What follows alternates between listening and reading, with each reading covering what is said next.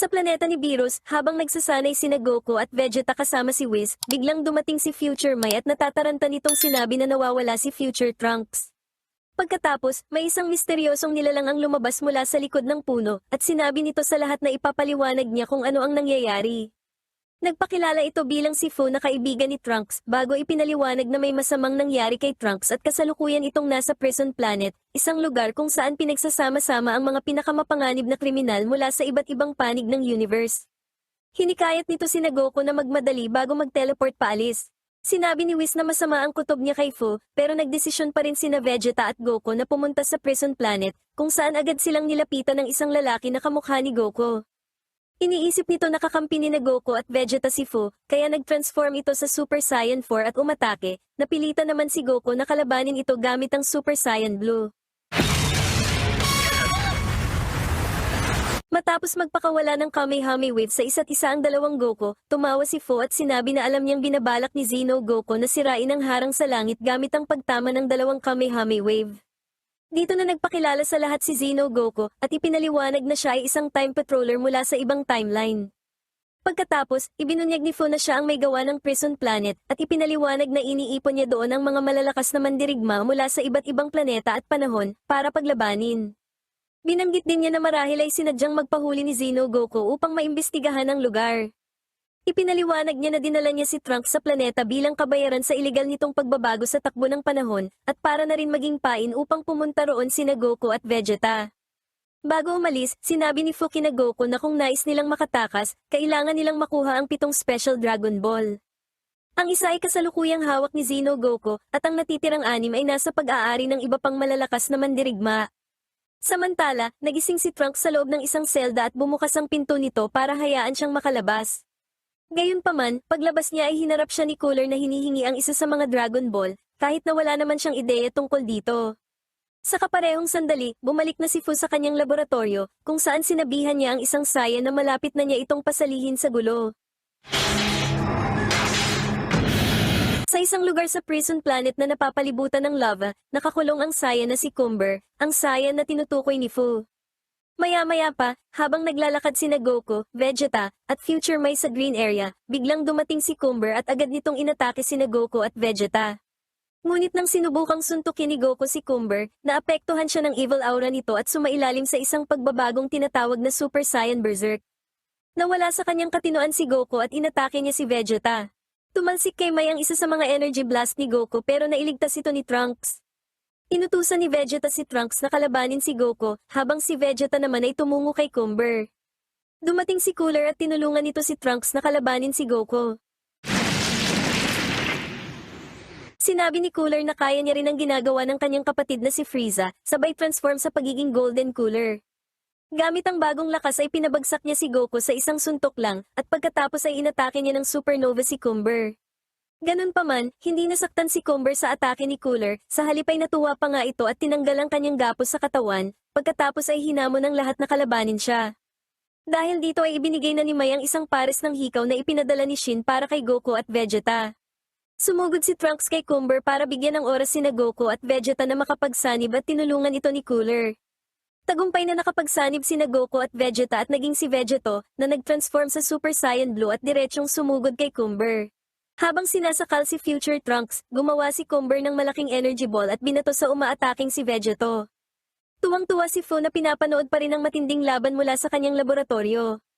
Samantala, pagkatapos mailigtas si Trunks, muling sumugod si Vegeto para kalabanin si Cumber.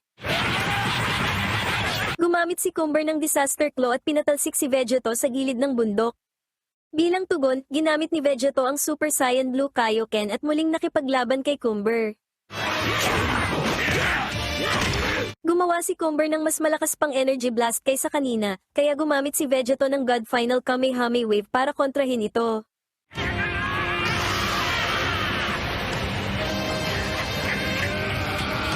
Sa lakas ng banggaan ng dalawang teknik ay nagkaroon ng pinsala ang kadena na bumabalot sa Prison Planet. Pagkatapos, nagpalipad si Cumber ng isang powerball sa kalangitan para gawing Golden Great Ape ang kanyang sarili. Binugahan ni Cumber ng energy wave si Vegeto, pero bigla itong naghiwalay pabalik kina Goku at Vegeta dahil naubos na ang lakas nito. Samantala, muling nadagdagan ng pinsala ng kadena dahil sa atake ni Cumber, pero hindi pa rin ito napapansin ni Fu dahil abala si Kupal sa panonood ng laban. Nang maghiwalay na sila Goku at Vegeta, iminungkahi ni Goku na putulin ang buntot ni Cumber para maibalik ito sa normal nitong anyo. Sila Goku, Vegeta, Trunks, at Cooler ay nagtulong-tulong pero hindi pa rin sila umubra sa lakas at bilis ni Cumber. Samantala, nalaman na ni Fu na napinsala ang harang ng Prison Planet at nagpasya siyang pumunta sa labanan para kontrolin ang sitwasyon. Sa laban, tinapakan ni Cumber si Goku, ganun pa man, nag-transform si Goku sa Super Saiyan Blue at inihagis palayo ang paa ni Cumber. Pagkatapos, gumamit si Goku ng Kaioken times 20 at inatake si Cumber. Biglang dumating si Fu at sinabihan si Cumber na mag-ingat dahil nasisira ang harang, pero tumangging makinig si Cumber kaya nagpalakas si Fu at inatake ito, na naging sanhi ng pagbalik nito sa normal na anyo. Pagkatapos nun ay sinabihan ni Fu ang lahat na ipagpatuloy na ang laban, at mabilis na nag-teleport paalis para maiwasan ang atake ni Cooler. Samantala, nag-transform si Goku sa Super Saiyan God para muling makipaglaban, at nagulat si Cumber nang makita ang anyong ito ni Goku. Nakipaglaban si Super Saiyan God Goku kay Cumber. Muling natalo si Goku, pero lalo pang nasira ang mga kadena na nakagapos sa Prison Planet dahil sa kanilang matinding laban. Samantala, natuklasan ni Fu na may sumira sa kanyang laboratorio at labis itong nagalit. Sa laban, bumalik na sa normal si Goku at tuluyan na itong natalo ni Cumber. Ganun pa man, nang tatapusin na ni Cumber si Goku ay dumating sina Xeno Goku at Xeno Vegeta para iligtas ito. Sinabi ni Cumber na hindi niya kilala ang dalawa ngunit handa siyang kalabanin ng sino mang humamon sa kanya. Itinaas pa ni Cumber ang kanyang lakas sa Super Saiyan 3, at para matapatan si Cumber, nagpa siyang magsanib sina Xeno Goku at Xeno Vegeta gamit ang hikaw. Ang dalawa ay naging si Super Saiyan 4 Xeno Vegeto, at hinarap nila si Super Saiyan 3 Cumber sa isang matinding laban.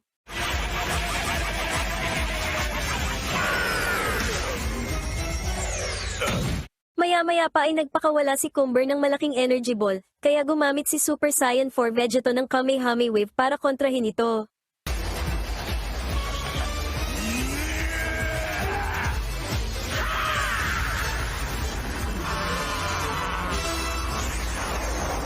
Matapos mapabagsak si Cumber ay naghiwalay na sina Xeno Goku at Xeno Vegeta, kasabay ng pagdating ni Fu na galit na galit. Nag-transform ito sa kanyang Super Fu at inatake ang dalawang Saiyan dahil sinira nito ang kanyang laboratorio. Ganun pa man, nakaligtas sina Xeno Goku at Xeno Vegeta, at sabay nitong sinugod si Super Fu. Nilabanan ni Xeno Goku at Xeno Vegeta si Fu pero hindi sila umubra dito. Maya-maya ay biglang bumangon si Cumber, at nagpakawala ng sunod-sunod na kiblas na tumama sa paligid at sa lahat ng malapit sa kanya. Nang mapatingin si Fu sa planeta sa kalangitan, sinabi nitong nakamit na niya ang kanyang layunin at idinagdag na malapit na silang mabuhay at magiging mas masaya pa ang mga bagay-bagay mula sa puntong ito, pagkatapos ay umalis ito gamit ang portal at sinundan ni Cooler. Nagpakawala naman ng malaking energy ball si Cumber at buong tapang itong pinigilan ni Xeno Goku at Xeno Vegeta, ngunit unti-unti silang naitulak nito paatras. Sinigawan ni Vegeta si Goku na gumising, at ginawa naman niya ito sa tamang oras upang patalsikin ang atake ni Cumber palayo sa Prison Planet. Lumitaw si Goku sa kanyang anyong Ultra Instinct sign at nagpatuloy na nag-evolve sa kanyang Perfected Ultra Instinct na anyo. Nilapitan ni Goku si Cumber at sinipa ito ng malakas patungo sa gilid ng bangin. Habang nilalabanan ni Goku si Cumber, sinamantala ni Xeno Goku ang pagkakataon na gamitin ang kanyang instant transmission upang i-teleport ang natitirang kasamahan palayo sa planetang malapit ng mawasak. Samantala, ipinagpatuloy ni Goku ang pambubugbog kay Cumber at pinabagsak niya ito gamit ang Supreme Kamehame Wave. Gayunpaman, ang pagsabog ay nagdulot ng lalo pang pagbitak ng planeta sa kalangitan at mula rito ay lumitaw si Fused Zamasu na mayroon ng mga cybernetic implant, kasama ang ilang mga kapanalig at kinuha nito ang katawan ni Cumber bago mag-teleport paalis. Pagkatapos nun ay tuluyan ng sumabog ang Prison Planet kasama si Goku. Matapos mag-teleport palayo sa Prison Planet, nagpaalam na sina Xeno Goku at Xeno Vegeta at bumalik sa kanilang sariling mundo. Sakto namang lumitaw si Fowa, ang Supreme Kai ng Universe 6, na inaanunsyo na may isang misteryosong kaaway na sumasakop sa kanyang universe at hindi nila makontak si Champa. Nilapitan ni Vegeta si Fowa at sinabi na siya na ang haharap sa kanilang mga kaaway dahil handa na siyang magwala. Samantala sa Sadala, nilalabanan ni Nahitat ng mga Saiyan na sina Kaba, Kale, at Caulifla ang kambal na sina Oren at Kamin ngunit sila ay dehado. Maya-maya ay nagpas siyang magpalit ng kalaban ng kambal, kaya si Oren na ang nakalaban ni Hit, habang si Kami naman ang kinakolafla at Kale. Patuloy na nilabanan ng mga mandirigma ng Universe 6 ang kambal hanggang sa magawa nila itong mapinsala. Gayunpaman, ang lahat ng pinsalang natamo ng kambal ay agad na nawala, at gumamit ito ng isang espesyal na teknik, na nagpabagsak kina Caulifla at Hit. Nagpakawala ang kambal ng tig-isang kiblas patungo sa dalawang sugatan ngunit kinontra ito ng dumating na sina Vegeta at Future Trunks, na nag-transform bilang mga Super Saiyan para maghanda sa kanilang laban. Sa ibang lugar, isang misteryosong nilalang na nagngangalang Hearts ang nanunood sa nagaganap na laban, at sinabi nito na wala sa kanilang plano na harapin agad ang mga taga-Universe 7. Sinabi ni Hearts kay Fused Zamasu na maghintay muna hanggang matalo si Zeno. Balik sa labanan, sinabi ng kambal na oras na para gawin nila ang isang bagay, at napaisip si Vegeta kung ano ang binabalak nito. Nang sabihan ni Vegeta si Trunks na mag-ingat, biglang naging liwanag ang kambal at sinapian nito sina Kale at Caulifla, pagkatapos ay muling ginamit ang kanilang espesyal na teknik para pabagsakin sina Kaba at Hit. Sunod na sinugod ng kambal sina Vegeta at Trunks pero nahirapan sila dito. Nang tawaging kupal ni Vegeta ang kanilang kakayahan, ipinaliwanag ng kambal na nilikha sila ng mga tupol sa pamamagitan ng science at sila ang pinakahuling mga artipisyal na nilalang, na may input ng lahat ng battle programs ng kanilang mga kalaban. Gayunpaman, kinatakutan ng mga tupol ang kanilang kapangyarihan at sinubukan sila nitong wasakin, na naging dahilan upang magtanim sila ng sama ng loob sa kanilang mga lumikha. Sa pagpapatuloy ng laban, tinulungan ni Hit si Trunks na pigilan sina Oren at Kamin para makapag-ipon ng lakas si Vegeta para sa isang Final Flash. Kaso bago pa man tumama ang Final Flash ay tuluyang iniwan ng kambal na tupol ang kanilang mga sinapian, kaya si Trunks at ang tatlong mandirigma lamang ng Universe 6 ang tinamaan. Habang nanghihina pa ang lahat sa nangyari, bigla silang tinamaan ng isang malakas na puwersa ng gravity na nagdiin sa kanila sa lupa. Ang atake ay nagmula sa leader ng Core Area Warriors na si Hearts, at sinabi nito sa lahat na ang Universe Seed ay puno na ng enerhiya at siya ang taong magpapabagsak kay Zeno, sa Supreme Kai, at sa Diyos ng pagkawasak. Bilang pagpapakita ng lakas, lumikha siya ng isang malaking transparent na cube at kinulong niya dito ang isang kalapit na planeta at dinurog. Pagkatapos ay muli siyang lumikha ng mga karagdagang cube para naman sa mga Saiyan at kay Hit, pero pinigilan siya ni Oren at Kamin na sinasabing nasa kalagitnaan pa sila ng kasiyahan sa pakikipaglaban sa mga ito, kaya titinigil ni Hearts ang kanyang atake. Nang dumating si Fused Zamasu, niyaya ito ni Hearts na tumungo na sila sa susunod na universe. Nang mapansin si Hit, tinanong ito ni Hearts kung sino ang pinakamalakas na nilalang sa lahat ng universe, at kahit hindi sumagot si Hit, nagawang basahin ni Hearts sa isipan ni Hit ang sagot na si Jiren, kaya nagpa siya si Hearts na tumungo sa universe nito. Samantala sa Universe 11, naghahanda na si Jiren na kalabanin si Cumber, habang si Top ay walang malay sa lupa matapos matalo. Sa palasyo ni Zeno, tinanong ng Grand Minister si Goku kung handa na ba siya, at sumagot naman ito ng oo. Nang mag-teleport sina Vegeta at Future Trunks sa isang planeta sa Universe 11, sumunod si Oren at sinaniban nito si Vegeta. Gamit ang katawan ni Vegeta ay naabot ni Oren ang kanyang strongest form 1, at agad na inatake ng Energy Blast si Trunks. Nag-transform si Trunks bilang isang Super Saiyan ngunit madali itong napabagsak ni Oren gamit ang Smash Break. Sa di kalayuan, nagsimula ng maglaban sina Cumber at Jiren, at patas lamang silang dalawa. Gayunpaman, biglang pinigilan ni Hearts ang laban at inutusan si Oren na kalabanin si Jiren, habang si Cumber naman ay ipinadala ni Hearts sa Universe 3. Samantala, nakisali si Kamin sa pakikipaglaban kay Jiren at ganun din si Zamasu. Bumalik si Trunks at sinubukang atakihin si Zamasu pero hindi ito nagtagumpay.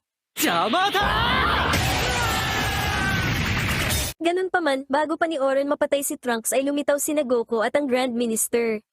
Kumilos si Goku ng napakabilis at inatake si Oren kaya nabitiwan nito si Trunks. Sinabi ng Grand Minister kay Goku na siya na ang bahala at bumalik na ito sa palasyo ni Zeno. Pagkatapos nun ay binanatan na ni Jiren si Zamasu, habang si Goku naman ay pinabagsak sina Oren at Kamin.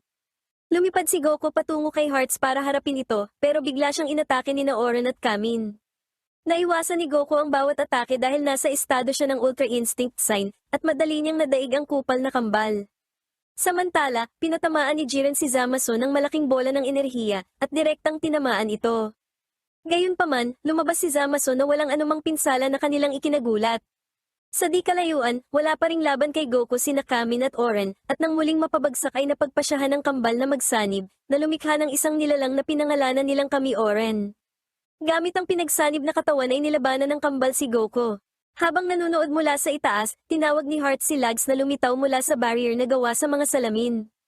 Gamit ang gravity ay kinontrol ni Hearts ang patusok na salamin ni Lags papunta kay Goku, na nagawa naman itong pigilan.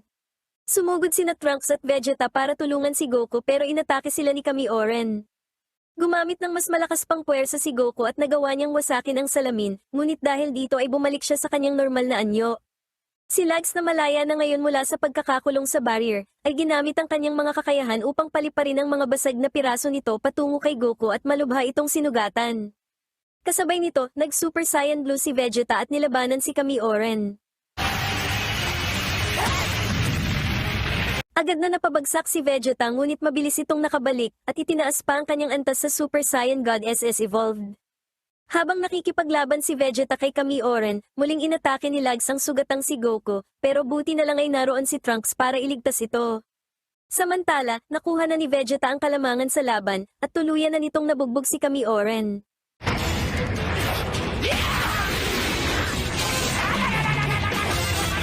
Sa di kalayuan, binubugbog naman ni Jiren ang kupal na si Zamasu na patuloy na gumagaling sa mga pinsala. Nagpakawala si Vegeta ng isang malakas na final flash kay Kami Oren, at sa lakas ng pagsabog ay naghiwalay ito. Inatake ni Lags si Trunks, ngunit itinulak ito ni Goku at sinalo ang atake. Pagkatapos ay biglang tinawag ni Heart si Lags at sinabihan itong tulungan si Cumber sa Universe 3, at pumayag ito. Pag-alis ni Lags, binasa ni Hearts ang isip ni Goku, at nalaman nitong hindi pa kompleto ni Goku ang Ultra Instinct. Sinabi ni Hearts na ilalabas niya ang kapangyarihang iyon ni Goku, at tatalunin niya ito ng perpekto. Nag-transform si Goku at sumugod kay Hearts ngunit madali itong napabagsak, ganun din si Vegeta na sumunod at bumalik na sa dati. Habang pinipilit ni Goku na labanan ng gravity ni Hearts, biglang dumating si Shin at inutusan si Goku na gumamit ng instant transmission para kolektahin ang lahat bago sila umalis. Nakilala ni Zamasu ang Supreme Kai, at nagpasya si Hearts na ang susunod nilang destinasyon ay ang Universe 7. Sinubukang pigilan ni Jiren ang dalawa, ngunit ikinulong siya ni Heart sa isang energy cube at pinatigas. Sa isang malayong lugar, nasa laboratorio si Fu at sinasabi nitong malapit na ang oras para sa engranding pagdating ng isa pang mandirigma, at ang mandirigmang iyon ay si Metacooler. Pagdating sa Universe 7 ng grupo ni na Hearts, agad itong sinalubong ng mga Z-Fighters para pigilan. Sinugod ng kambal na Chupol si Vegeta, pero kinuha ito ni na 17 at Piccolo para matulungan ni Vegeta si Trunks sa paglaban kay Zamasu. Nakipaglaban si Oren kay 17 habang si Kami naman ay nakalaban si Piccolo. Samantala, madaling napabagsak ni Heart si Goku gamit ang teknik na gravity break. Sa ibang lugar, pinapanood ni Fu ang mga nangyayaring laban, at nakita nito na nanalo si Metacooler laban kay Lags sa Universe 3. Ganun pa man, nang papatayin na ni Cooler si Lags ay bigla itong inatake ni Cumber na nag-transform sa Super Saiyan 3.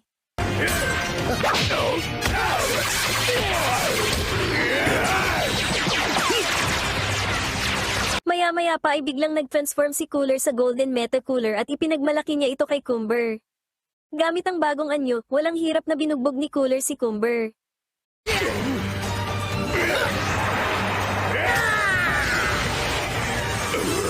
Kaso habang tinatapos ni Cooler si Cumber gamit ang tatlong Golden Metal Supernova ay nagkaroon ito ng problema.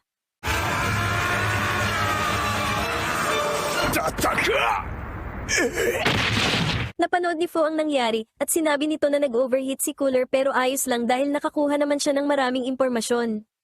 Balik sa Universe 7, muling nagsanib sina Oren at Kamin, habang si Goku naman ay kinakawawa pa rin ni Hearts. Maya-maya ay biglang nagpalakas si Hearts habang nakatayo sa ibabaw ng Universe Seed, at sinabi na malapit nang makumpleto ang Universe Seed.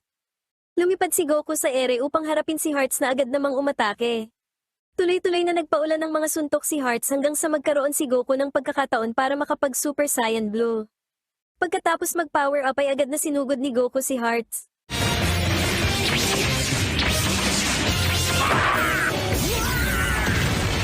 Lalo pang tumindi ang laban nang magsimulang gumamit si Hearts ng mga Energy Blast at Energy Cube.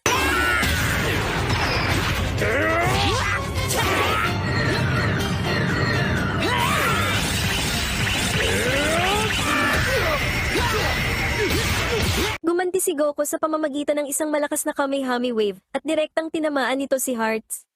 Samantala, pinagtulungan na kalabanin ni na Piccolo at 17 si Kami Oren, si 17 ang nagsilbing depensa habang si Piccolo naman ang sa pag-atake. Napabagsak ni Piccolo si Kami Oren gamit ang special beam cannon, pero naghilom lang ito at nagpakawala ng malakas na pagsabog. Muli namang bumangon si Hearts at ginamit ang kanyang gravitational powers upang hilahin si Goku palapit sa kanya. Pagkatapos, ginamit ni Hearts ang kanyang gravity fist technique laban kay Goku. Nag-ipon si Hearts ng maraming enerhiya at ginamit ito para atakihin si Goku ng sobrang lakas. Bumalik sa normal na anyo si Goku at pinahirapan ito ni Hearts. Samantala, nagmamayabang si Kami Oren na siya ang pinakamalakas at nainis dito sina 17 at Piccolo kaya binanatan nila ito. Napansin ni Hearts na dehado ang kanyang kakampi kaya't nagpasya siyang bigyan ito ng dagdag na kapangyarihan. Gamit ang kanyang mga energy cube, pinaliit niya ang Universe Seed at ipinasok ito sa loob ng dibdib ni Kami Oren. Nagliwanag ang katawan ni Kami Oren at nakita ito ng lahat na napatingin dahil sa naramdamang napakalaking enerhiya. Nang mawala ang liwanag, tumambad sa lahat ang lumaking katawan at mas pumangit na hitsura ni Kami Oren. Agad na inatake ni Kami Oren sina Piccolo at 17 pero nakaiwas ito. Sinubukan ni na Piccolo at 17 na atakihin si Kami Oren pero hindi sila umubra dito. Nagpasya sina Vegeta at Trunks na tulungan ng dalawa sa pakikipaglaban, pero sa kabila ng pinagsama-samang lakas ay natalo pa rin sila. Dumating si Goku para tumulong, at sa kalagitnaan ng pakikipaglaban nito kay Kami Oren ay muling lumabas ang Ultra Instinct sign nito. Madaling iniwasan ni Goku ang suntok ni Kami Oren, at mabilis itong sinipas sa noo para mapigilan ang pagbuga nito ng energy wave. Muling nagpakawala si Kami Oren ng isang mouth energy wave, pero itinulak lang ito pabalik ni Goku gamit ang puwersa.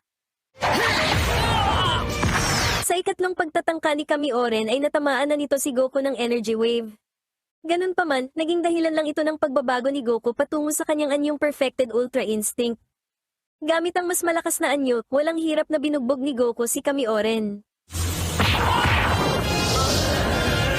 Maya-maya ay tumulong na rin sa pag-atake sina Vegeta, Piccolo, Future Trunks, at 17. Sinundan ito ni Goku ng isang Supreme Kamehameha Wave, pagkatapos ay sumugod si Goku at sinuntok ang hiyas na siyang dumurog dito at ikinamatay ni Kami Oren. Pagkatapos nun ay naubusan na ng lakas si Goku at bumalik sa kanyang normal na anyo. Habang si Hearts naman ay muling kinuha ang Universe Seed at sinabing ito ay kumpleto na. Sinabi ni Hearts na hindi masasayang ang pagkamatay ni Nakamin at Oren, pagkatapos ay nagsimulang makipagsanib si Hearts sa Universe Seed. Habang hinihigop ni Hearts ang enerhiya mula sa Universe Seed, lumapit sa kanya ang kanyang mga gravity cube, at naging isang higanteng cube. Sumugod si Vegeta upang pasabugin ito ngunit ang atake ay hinarang ni Zamasu.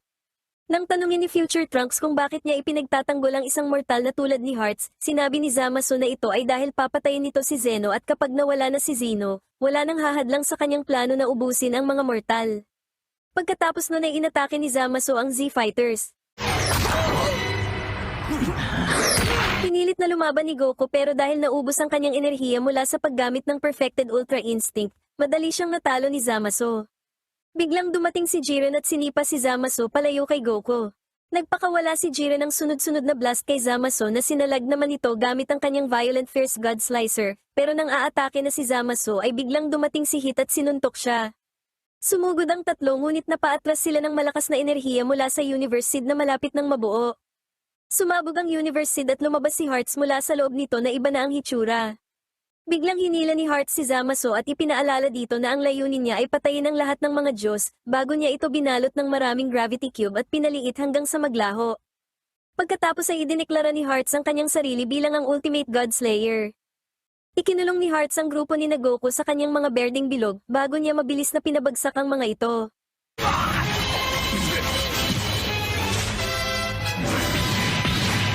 Muling nakabangon ang grupo at unang sumugod si Goku, pero madali lang itong pinatalsik ni Hearts gamit ang gravity.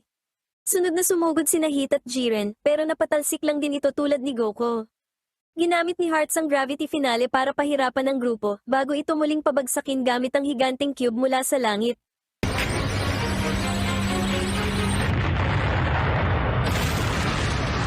Pagkatapos ay nagpakawala pa si Hearts ng isang malakas na enerhiya na lubhang puminsala sa paligid at sa grupo ni Goku na nakahiga pa rin sa lupa. Ganun pa man, nakaligtas ang grupo, at muling sinugod ni Jiren at Hit si Hearts. Sinamantala ni Goku ang pagkakataong ito para hikayatin si Vegeta na makipagsanib sa kanya gamit ang fusion. Kahit labag sa loob ay pumayag si Vegeta, at sinimula na ang proseso ng pakikipagsanib kay Goku. Sumabak sa laban sina Piccolo, Trunks, at 17 laban kay Hearts upang bigyan ng oras ang dalawang Saiyan na makapagsanib. Matagumpay na nakapagsanib ang dalawa at naging si Gogeta. Pinagtawanan ni Hearts si Gogeta sa paniniwalang hindi siya nito kayang talunin, pero ngumiti lang si Gogeta at naghanda sa laban. Inatake ni Hearts ang iba pang mga mandirigma para tumabi ang mga ito, at pagkatapos ay hinamon niya si Gogeta na sumugod. Nag-power up si Gogeta sa Super Saiyan Blue, bago nilapitan si Hearts sa ere at sinuntok. Sinubukan ni Hearts na pigilan ang kamao ni Gogeta, pero nasuntok pa rin siya nito sa mukha. Nainis si Hearts kaya nagpalakas din ito at agresibong sinugod si Gogeta. Ginawa ni Hearts ang lahat para pabagsakin si Gogeta, pero madali lang nitong iniwasan at kinontra ang kanyang bawat atake.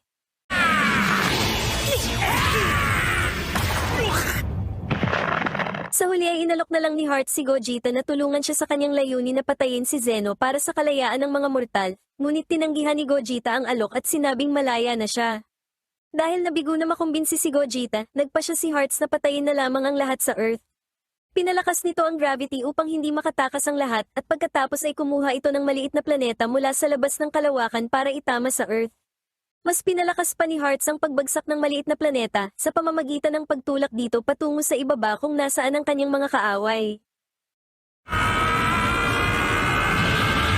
Habang papalapit sa Earth ang God Meteor ni Hearts, gumamit si Gogeta ng isang malaking energy ball para subukang pigilan ito.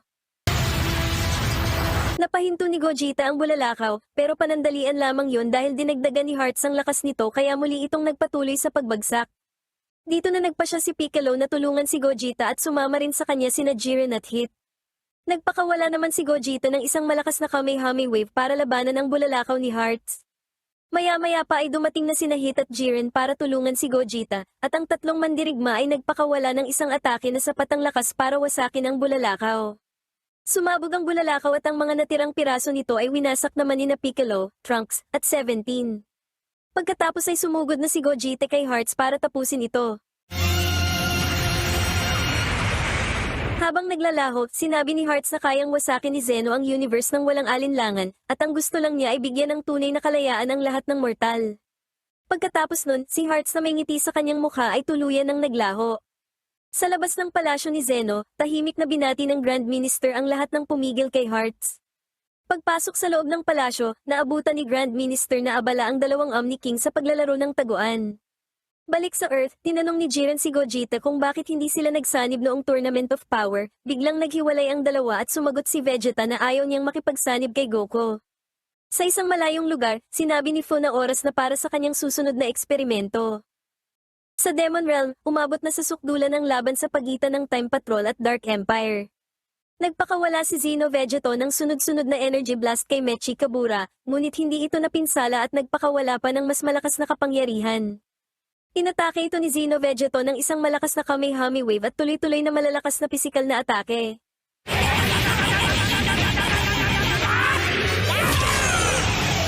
Gumanti si Mechi Kabura ng malakas na suntok sa mukha pero hindi nito napinsala si Xeno Vegeto.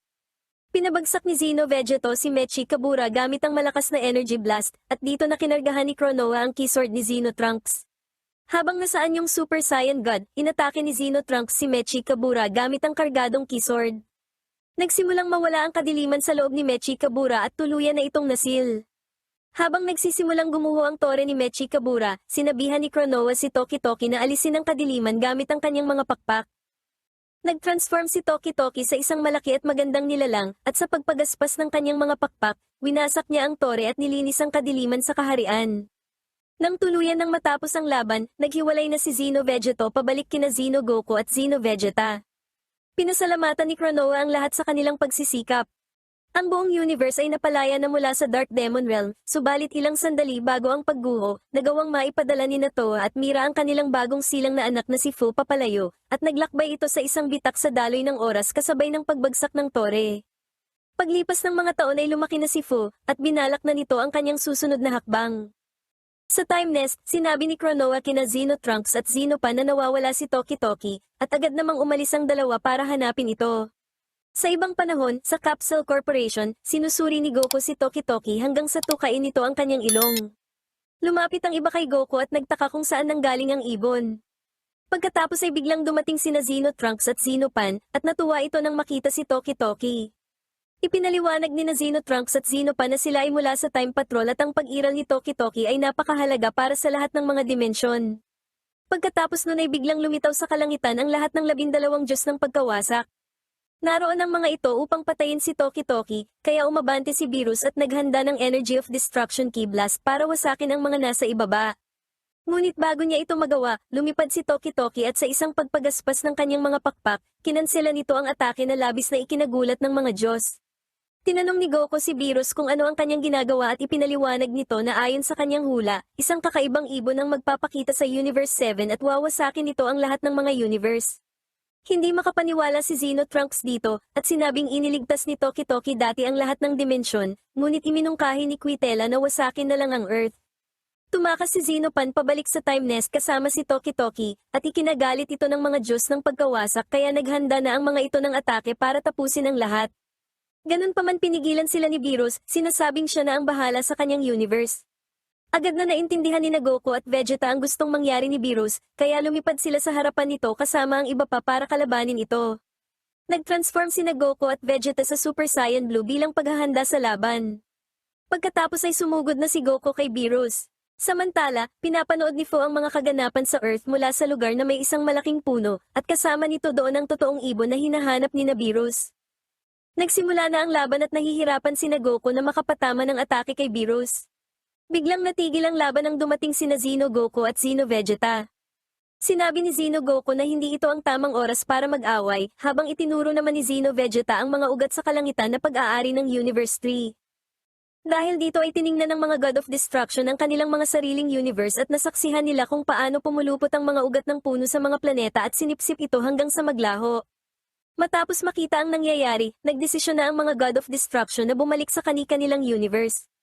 Habang ipinapaliwanag sa lahat ni Zeno Vegeta kung bakit sila naroon, biglang dumating si Fu kasama ang ibong si Dogi Dogi, at kinumpirma nito kay Beerus na si Dogi Dogi ang ibon ng kapahamakan na kanilang hinahanap. Tinanong ni Fu kung natatandaan pa nila ang Universe Seed, at ipinaliwanag na ang binhing iyon ay tumubo na ngayon bilang Universe 3, at si Hearts ay bahagi lamang pala ng kanyang plano. Agad na naintindihan ni Beerus na ginagamit ni Fu ang universe bilang pataba sa puno at sobrang nagalit. Sinabi ni Fu na lilikha siya ng isang bagong universe gamit ang iba pang universe bago umalis gamit ang isang portal. Habang patuloy na sinisipsip ng puno ang enerhiya, si Krillin ang unang nakaramdam ng epekto nito na sinundan ni Piccolo. Dahil panganib ang puno sa mga tao ng West City at sa lahat ng nabubuhay, lumipad si Beerus at pinakawalan ng kanyang hakay para labanan ang puno, na pansamantalang pumigil sa kakayahan nitong sumipsip ng enerhiya.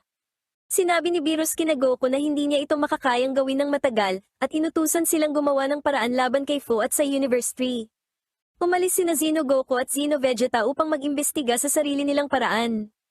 Sina Goku at Vegeta ay sinamahan ni Zeno Trunks, habang sina Gohan, Krillin, Piccolo, at 17, sa pag-aakalang makakasagabal lamang sila, ay nagpasya na magsagawa ng sarili nilang paghahanap. Pagkatapos nun, sina Goku, Vegeta, at Zeno Trunks ay lumipad na upang hanapin si Fu.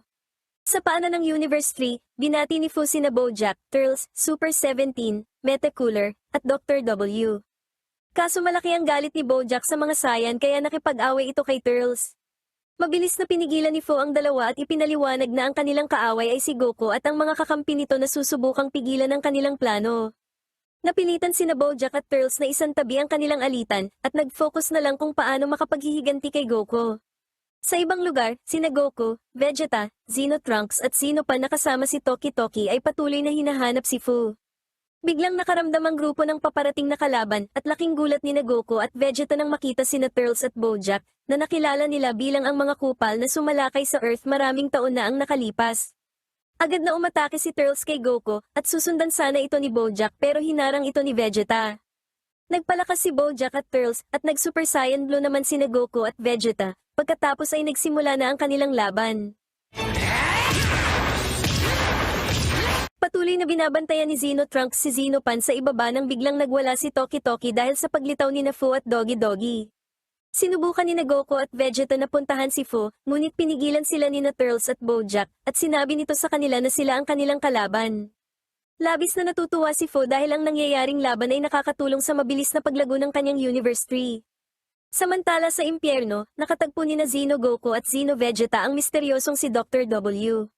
Tinanong ng dalawang science si Dr. W kung sino siya, pero hindi ito sumagot at naghanda lang sa laban. Sa pagsisimula ng laban, nagpapakawala si Dr. W ng mga energy blast na naglalaho at lumilitaw sa ibang direksyon kaya mahirap iwasan. Nainis si Xeno Vegeta at sumugod ng naka-Super Saiyan 3 pero hindi pa rin ito umubra. Nag-transform rin si Xeno Goku sa Super Saiyan 3 at tinulungan nito si Xeno Vegeta sa pag-atake. Dahil hindi pa rin umubra ang kanilang mga atake, itinaas nila ang kanilang lakas sa Super Saiyan 4, at pareho silang nagpakawala ng pinakamalakas nilang atake. Gayunpaman, lumabas si Dr. W mula sa usok ng wala man lang pinsala at nababalot ng dilaw na aura. Sinabi nito na kompleto na ang kanyang analysis at tumakas gamit ang isang space-time distortion. Samantala, dahil nababagot na ay inutusan ni Fu si Dogi Dogi na pigilan sa paggalaw sina Goku, Vegeta, Xeno Trunks, at Xeno Pan para makuha niya si Toki Toki. Pagkatapos nun ay umalis na si Fu kasama sina Turles at Bojack. Sa ibang lugar, nagtungo si Dr. W sa isang kuweba kung nasaan ang soul cleansing machine, at sinabing ang data ni na Xeno Goku at Xeno Vegeta ay pag-aari na ngayon ni Janemba. Maya-maya pa ay nakaharap na ni na Xeno Goku at Xeno Vegeta ang muling binuhay at mas pinalakas na si Janemba.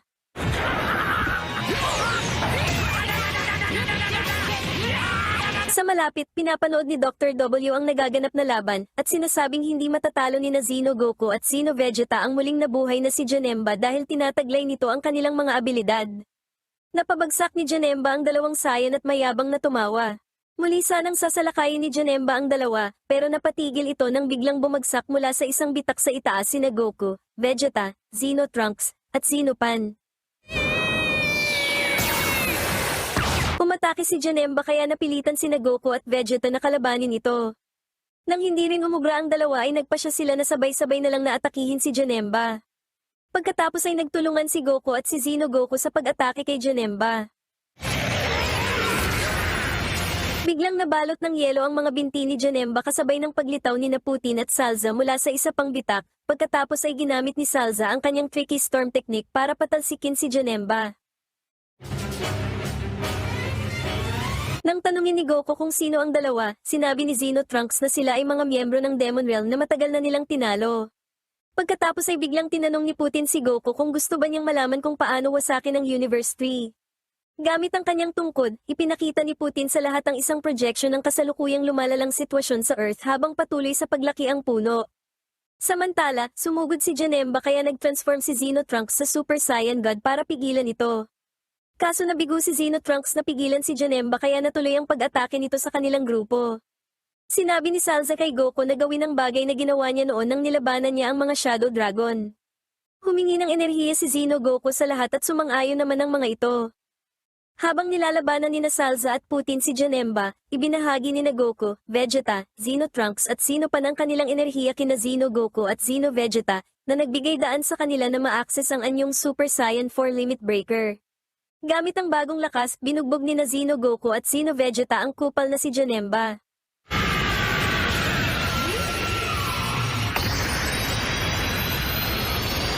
Pagkatapos mapatay si Janemba ng Double Ultimate Dragon Fist ng dalawang Saiyan ay agad na tumakas si Dr. W, habang itineleport naman ni Putin ang lahat papunta sa lokasyon ng Universe 3. Samantala, sa ibang bahagi ng impyerno, nakakulong si Heart sa isang selda, nakaposes at mayroong halo sa kanyang ulo.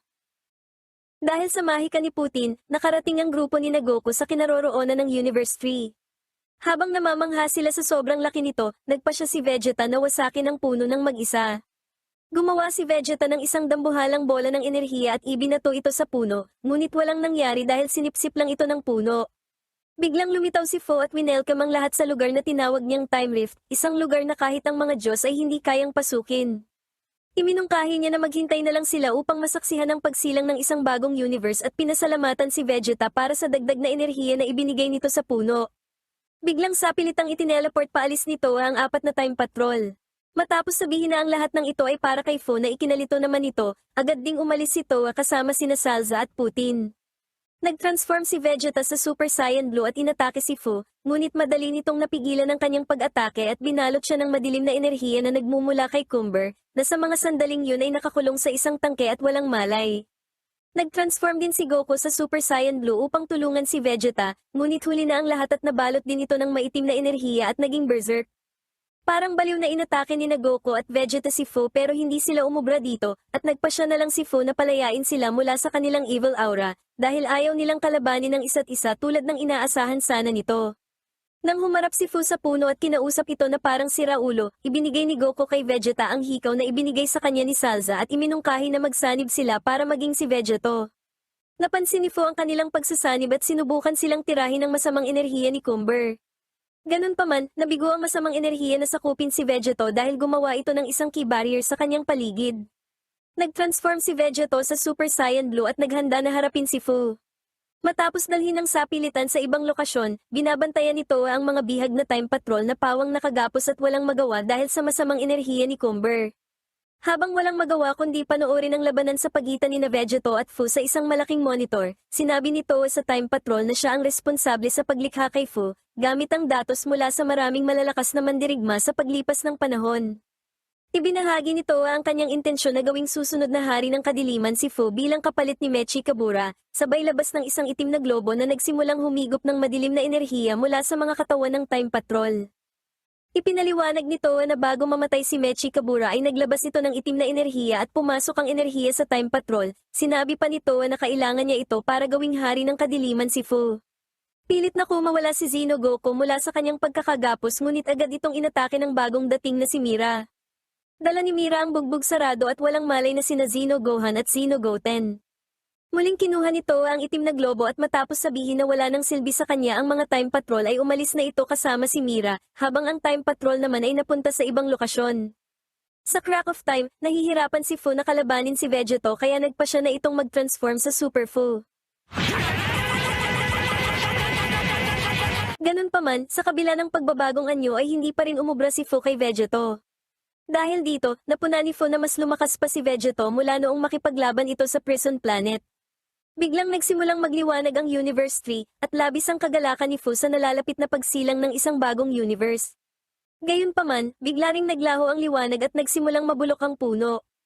Agad na nagbukas si Fu ng mga monitor para tingnan ang nangyayari at nakita niya na ang mga ugat ng puno ay unti-unting nawala mula sa mga planetang kinaroroonan nito.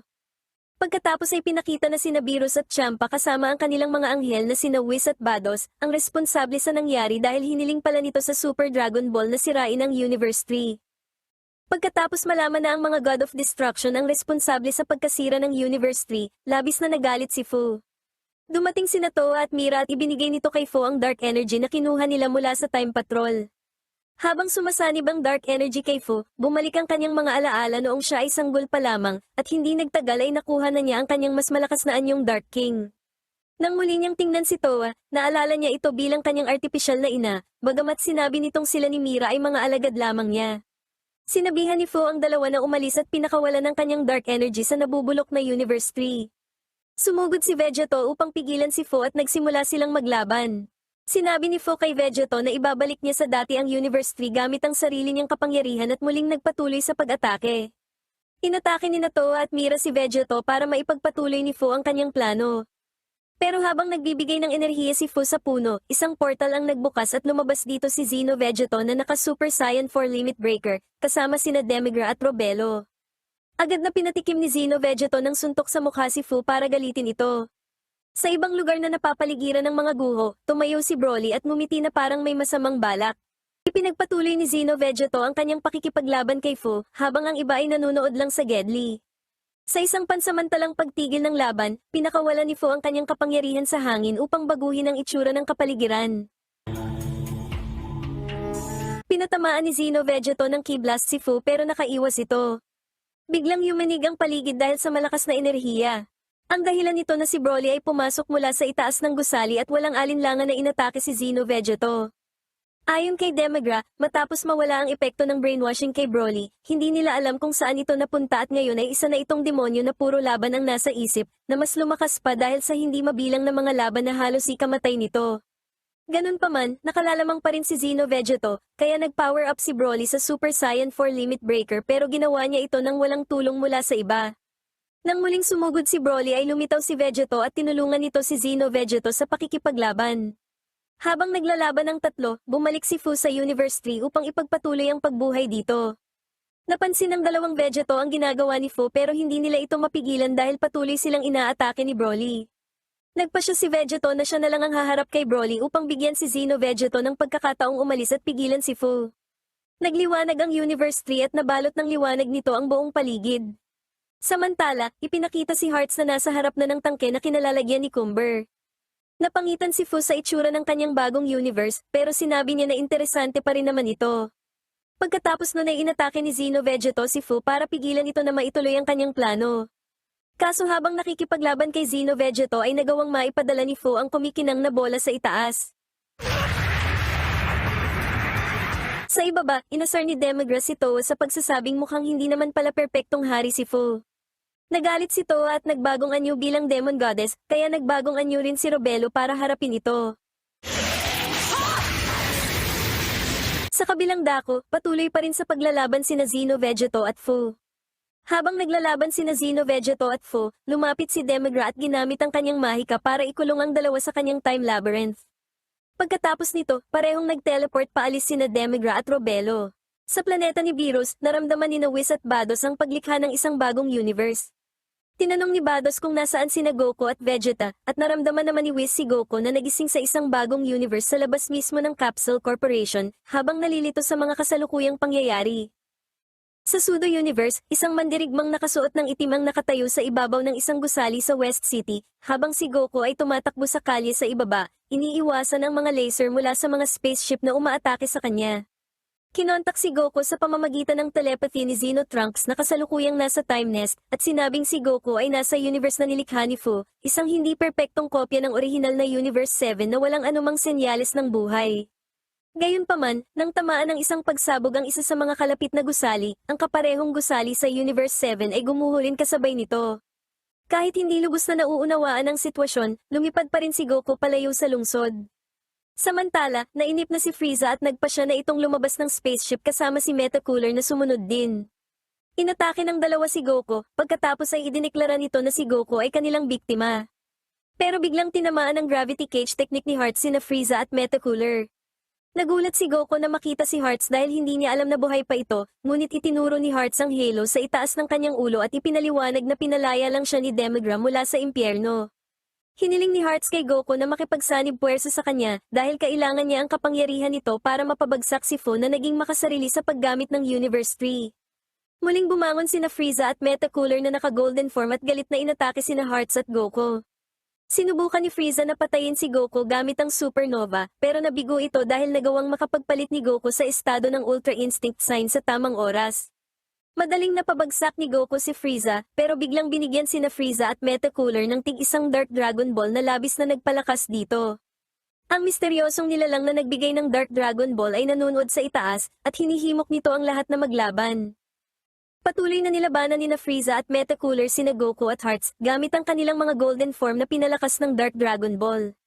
Maya-maya pa ay napahinto ang pag-atake ni Frieza at Metacooler dahil sa biglaang pagdating ni Broly na nasaan yung legendary Super Saiyan. Agad na inatake ni Broly sina Goku at Hearts at ganon din sina Frieza at Metacooler na sumugod sa kanya. Habang sinusubukan na bumangon ay biglang lumitaw sa harapan ni Metacooler ang misteryosong Warrior in Black at inatake siya, pagkatapos ay kinuha nito ang Dark Dragon Ball mula sa kanyang dibdib. Galit na sinugod ni Frieza ang mandirigma, pero madali itong natalo, at kinuha rin ng mandirigma ang Dark Dragon Ball ni Frieza.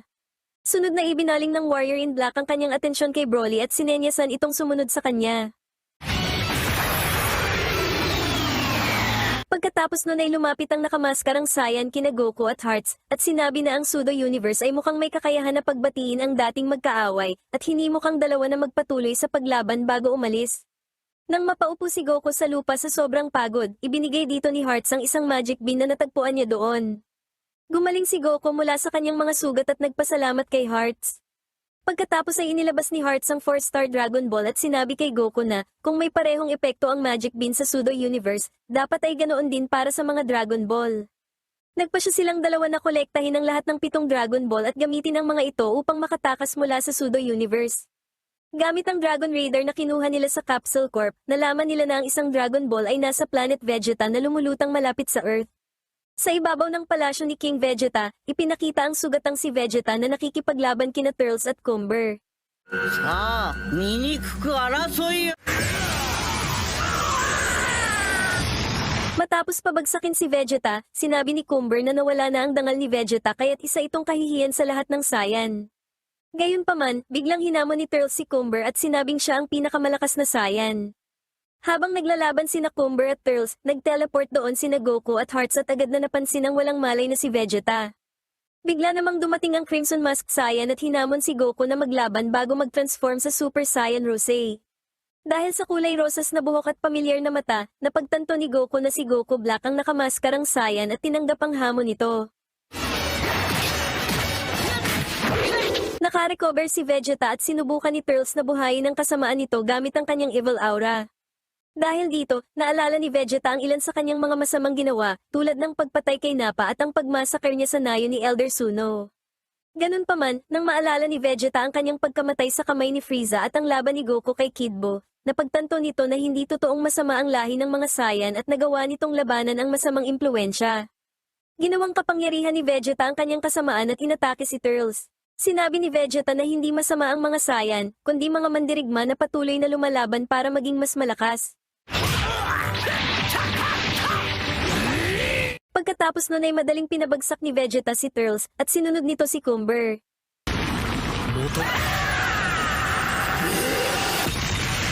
Bago tuluyang bumagsak sa lupa, sinabi ni Cumber na kahanga-hanga ang ginawa ni Vegeta na paggamit sa kasamaan bilang kapangyarihan.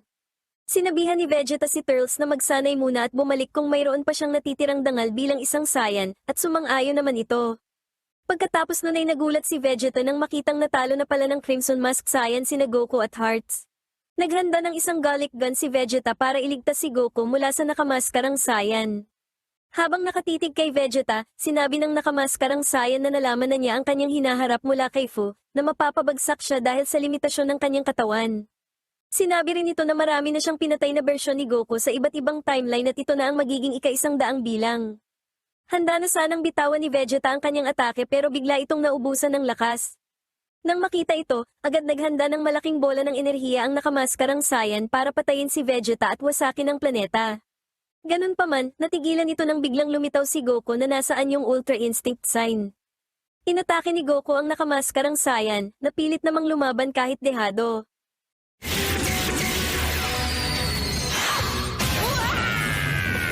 Sinabi ng nakamaskarang Saiyan na kung kayang patuloy na lumakas ni Goku ay kaya niya rin ito dahil siya rin naman si Goku. Nagpakawala ng malakas na energy blast ang nakamaskarang kupal para pasabugin ang planet Vegeta kasama sina Goku. Samantala, habang kinukuha ni Hearts ang kanyang kasamang si Cumber, nakita nito ang isang Dragon Ball na nakatago sa ilalim ng mga guho. Lumapit si Goku malapit kina Vegeta at Hearts at sinubukang gamitin ang instant transmission para makatakas, ngunit hindi niya magawa dahil wala siyang maramdamang ibang ki. Ganun pa man, laking gulat ng lahat nang biglang lumitaw si Cell. Sinubukang patayin ng nakamaskarang Saiyan si Cell pero pinigilan ito ni Turles.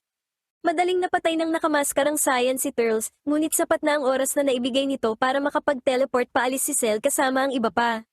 Wala nang nagawa ang nakamaskarang Saiyan kaya nag-teleport na lang din ito paalis bago ang pagsabog ng planet Vegeta. Sa ibang lugar, nang tanungin ni Goku kung paano siya nakabalik, sinabi ni Cell na ito ay sa parehong paraan kung paano rin nakabalik si Cumber. Pagkatapos nun ay may dumating na dalawang iba pa na ikinagulat ng husto ni Goku at Vegeta.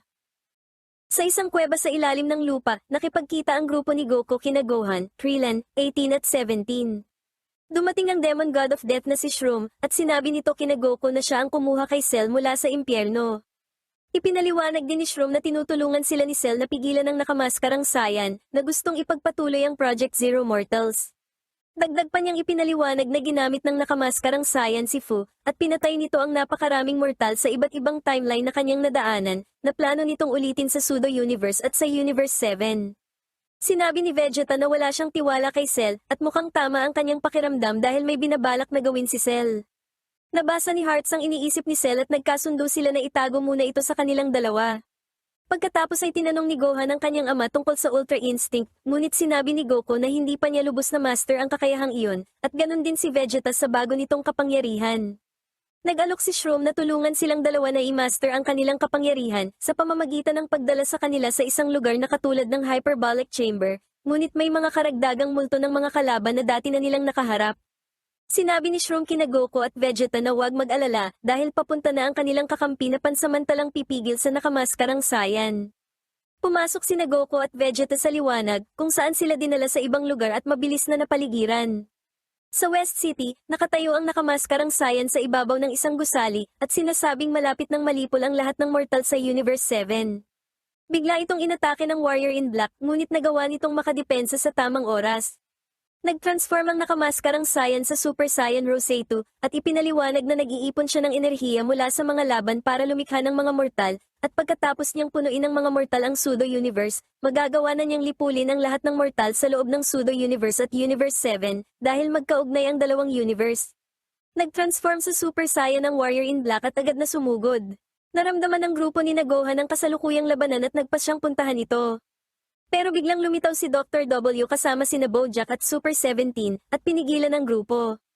Ibinunyag muna ni Dr. W ang kanyang tunay na pagkatao bilang si Dr. Willow at nag-transform sa kanyang tunay na anyo bago sumugod. Si Gohan ang nakipaglaban kay Dr. Kupal at mabilis itong nadehado kaya nag-transform ito sa Super Saiyan. Pagkatapos ay lumipat ang eksena sa nagpapatuloy na laban sa pagitan ng nakamaskarang Saiyan at ng Warrior in Black.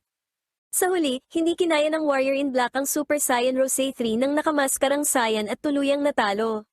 Ganun pa man, bago pa mapatay ng nakamaskarang Saiyan ang Warrior in Black, muling lumitaw sina Goku at Vegeta sa liwanag at nakita ito ni Gohan na tumalo kay Dr. Willow.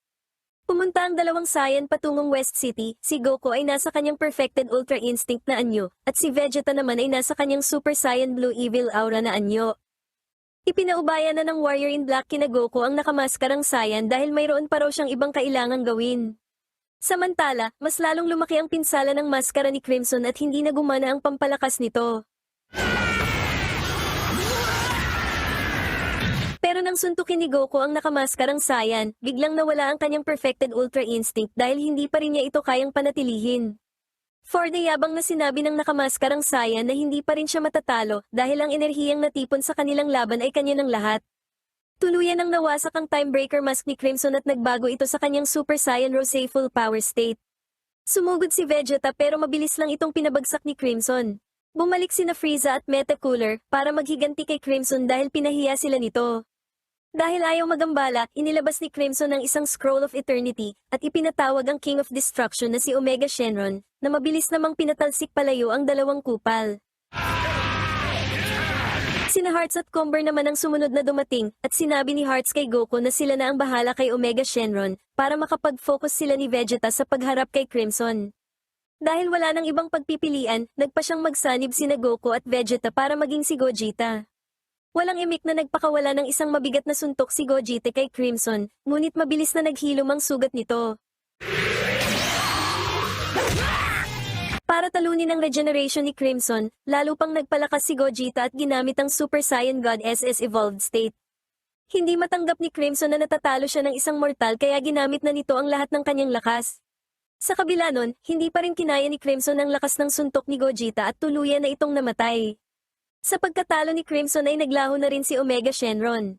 Pagkatapos maghiwalay ni Goku at Vegeta ay muling nagpakita ang Warrior in Black, dala-dala ang kompletong set ng mga Dragon Ball ng Pseudo-Universe. Gamit ang mga ito, naibalik si Goku sa Universe 3 sa Crack of Time, kung saan ito nakatagpo ang batang Fu. Nang dumating si Vegeta at ang dalawang Time Patrol, ipinaliwanag ng batang Fu na nakawala siya sa Time Labyrinth ni Demigra dahil sa tulong ni Dogi Dogi, at pagkatapos ay nakipagsanib siya dito para mailabas ang kanyang buong lakas. Pagkatapos ay dumating ang nagwawalang si Broly at inatake si Goku, pero buti na lang ay dumating sina Hearts at Cumber at inilihis ang atake. Sa utos ni Hearts, nilabanan ni Cumber ang kupal na si Broly. Nang makitang dehado si Cumber kay Broly, nagpa siya si Hearts na sumali sa bakbakan. Samantala, nagsimula ng atakihin ni Fu ang grupo ni Goku.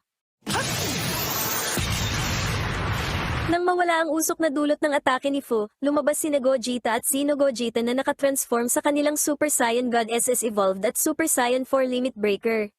Pinagtulungan na atakihin ng dalawang fusion na mandirigma ang batang Fu, ngunit lalo lang nagpalakas si Fu at pinaghiwalay nito ang dalawang fusion gamit ang isang atake, at pagkatapos ay hinagis ang dalawang Vegeta sa isang madilim na portal upang pigilan ang muling pagsasanib ng mga ito. Ganun pa man, ang dalawang Goku ay nakatanggap ng hindi inaasahang tulong mula kay Kronoa. Pinagaling ni Cronoa ang kanilang mga sugat at hiniling na palakasin nila ang kanilang kapangyarihan hanggang sa sukdulan. Pagkatapos ay gumawa siya ng isang teknik na nagpahintulot sa dalawang saya na pagsamahin ang kanilang ki, at sinabing wala ng ibang paraan para labanan si Fu sa kasalukuyang estado nito. Gamit ang kanilang ki na pinagsama ng Supreme Kai ng oras na si Cronoa, inatake ni Goku at Xenogoku si Fu gamit ang isang pinagsamang Kamehame Wave. Sa kasamaang palad ay hindi pa rin naging sapat ang pinagsamang lakas ng dalawang Goku para mapinsala si Fu. Sinabi ni Fu na plano niyang buuin muli ang Universe 7 para sa mga Diyos at excited na siyang malaman ang kahihinatnan nito. Nang sabihin ni Goku na walang karapatan si Fu na sumira ng ibang universe, sinabi ni Fu na papatayin niya ang lahat ng pipigil sa kanya at nagsimulang kumuha ng enerhiya mula sa Universe 3. Inatake ni Fu si Cronoa pero sinalag ito ni Xenogoku gamit ang kanyang katawan. Para mapigilan sa pag-atake si Fu, pinutol ni Goku ang koneksyon nito sa Universe 3, pero dahil sa kanyang ginawa ay lumipat sa kanya ang masamang enerhiya ng puno. Pilit na nilabanan ni Goku ang masamang enerhiya, at tulad ni Vegeta ay nagawa niya itong kontrolin. Nagalit si Fu at sinugod si Goku, pero dahil sa enerhiya ng Universe 3 ay nabugbog lang siya nito. Pagkatapos ay gumamit si Goku ng Kamehame Wave at kinontra naman ito ni Fu gamit ang napakalaking bola ng enerhiya.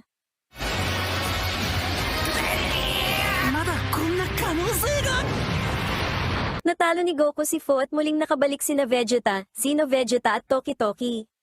Lumapit si Hearts at binati si Goku sa pagkapanalo nito laban kay Fu. Pagkatapos ay hiniram ni Cronoa ang kapangyarihan ni Toki Toki para maibalik sa dati ang Universe 3 at Universe 7. Samantala, ibinalita ng mandirigmang nakaitim sa isang misteryosong babae na nawasak na ang pseudo-universe. Pagkatapos ay idineklara ng babae na dumating na ang kanyang oras. Sa Time Nest, hinarap ng dating Supreme Kai of Time na si Ayos si Cronoa, para sabihin dito na hindi niya na ito maaaring pagkatiwalaan kaya kukunin niya na ang mga time scroll mula sa kanya. Tumanggi si Cronoa ngunit bigla itong napaligiran ng mga mandirigmang nakaitim.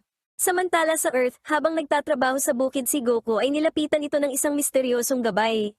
Matapos magpakilala, sinabi ng gabay kay Goku na imbitado siya sa Super Space Time Tournament, isang paligsahan upang malaman kung sino ang pinakamalakas na mandirigma sa bawat space-time. Agad na pumayag si Goku at dinala na ito ng gabay sa lokasyon ng paligsahan sa pamamagitan ng teleportation. Pagdating doon, nakita ni Goku sina Gohan, Piccolo at Vegeta, at nakita rin niya sina Hit at Jiren. Pagkatapos ay nilapitan si Goku mula sa likuran ng walang iba kundi si Yamcha, na naimbitahan din sa paligsahan. Muling nagpakita ang misteryosong gabay at kinausap ang lahat ng kalahok. Ipinaliwanag nito na ang 7 miyembro sa bawat cogwheel ay bahagi ng iisang koponan. Bumubuo ito ng 12 koponan na may kabuoang 84 na mandirigma, at ang unang yugto ng paligsahan ay isang labanan para mabuhay. Dagdag pa nito, sa entablado ng labanan kung saan sila dadalhin ay may 3 lumilipad na diwatang mandirigma, at ang tagumpay ay makakamit sa pamamagitan ng paghuli sa mga ito o pagtalo sa lahat ng miyembro ng ibang mga koponan. Sa takdang oras na 50 tax, 24 na minuto sa oras ng Earth, agad na sinimulan ng paligsahan at dinala ang mga kalahok sa lugar ng labanan. Sa lugar ng labanan na binubuo ng iba't ibang uri ng lupain, nagkahiwa-hiwalay ang mga miyembro ng bawat koponan. Agad na nag-cruise ang landas ni Goku at ng kanyang katumbas mula sa ibang timeline na si Xenogoku, at silang dalawa ay tuwang-tuwa sa pagkakataong muli nilang malalabanan ng isa't isa. Gayunpaman, inilahad ni Xenogoku ang kanyang intensyon patungkol sa punong abala ng paligsahan na si Ayos. Bago pa ni Xenogoku maipaliwanag ang kanyang mga dahilan, tinambangan sila ng isa pang koponan. Sa ibang lugar, nakasalubong ni Xeno Trunks si Tapion, na naaalala siya bilang bata mula sa kanilang dating pagkikita, pero hindi ito naaalala ni Xeno Trunks. Hinikayat ni Tapion si Xeno Trunks na ipakita ang kanyang kapangyarihan at pumayag naman ito. Pagkatapos nun ay pinakita na nagsisimula na ring maglaban ng ibang kalahok. Nang 30 tax na lang ang natitira, pinakita si Yamcha na tumatakbo mula kay Mecha Frieza, habang nakangiti naman si Ayos sa mga kasalukuyang kaganapan. Lalong tumindi ang mga labanan sa Super Space Time Tournament habang 7 minuto na lang ang natitira. Madaling tinalo ni Goku at Xenogoku ang mga sumubok na tumambang sa kanila, at nasabik si Goku sa pagkakataong makaharap na ngayon ang kanyang katapat. Bagamat may mahalagang gagawin sa ibang lugar, pumayag si Xenogoku na labanan si Goku. Sa ibang lugar, matapos magtago mula kay Mecha Frieza, naglakas loob si Yamcha na lumabas at aksidente niyang natamaan ng ulo ang kawawang Senti. Dahil dito ay nagtagumpay si Yamcha at ang kanyang koponan na makumpleto ang unang yugto ng paligsahan, kaya ibinalik na sila sa pangunahing bulwagan.